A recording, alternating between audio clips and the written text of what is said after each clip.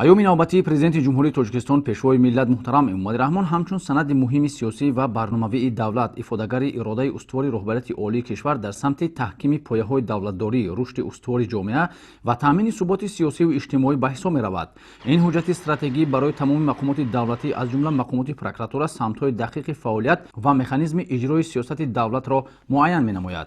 در پیام پرزیدنت جمهوری تاجیکستان مسئله‌های کلیدی سیاست داخلی از جمله تامین ولایت قانون، تحکیم نظام حقوقی، بلند برداشتن مسئولیت مقامات دولتی و خدمتچیان دولتی، پیشگیری کورپسیا و جنایتکاری، اینچنین حفظ حقوق و منفعت‌های شهروندان به طور فراگیر و منظم تحلیل گردیدند.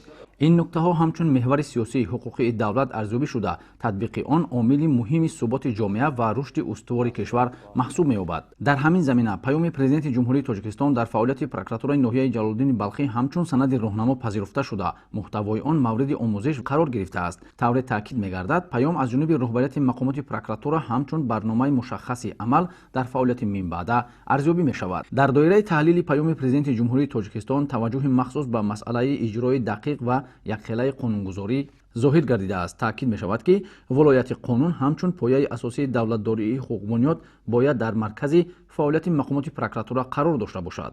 در این روند بلند برداشتن سطح انتظام خدمتی، رعایت معیارهای کسبی و مسئولیت شخصی هر یک کارمند همچون عامل کلیدی ارزیابی می‌گردد. در فعالیت من بعد پروکراتورای ناحیه جلال‌الدین بلخی نکته‌های پیام پرزیدنت جمهوری تاجیکستان همچون زمینه سیاسی و حقوقی استفاده گردیده برای تکمیل اصولهای کار، تقویت نظارت پروکوروری، بلند برداشتن ثمره‌ناکی فعالیت و بالا بردن سطح کسبیت کارمندان روانه کرده می‌شوند. پیام پرزیدنت جمهوری تاجیکستان برای مقامات پروکراتوره همچون برنامه مکمل سیاسی و حقوقی عمل خدمت نموده، تطبیق پیگیرانه آن به تحکیم قانونیت، بلند گردیدن سطح اعتماد شهروندان به مقامات دولتی، تامین عدالت اجتماعی و ثبات سیاسی مساعدت خواهد کرد. پروکراتورای ناحیه جلال‌الدین بلخی من بعد نیز فعالیت خود را پورا در دایره سیاست دولتی و دستور هدایت‌های پیشوای ملت به راه می‌ماند.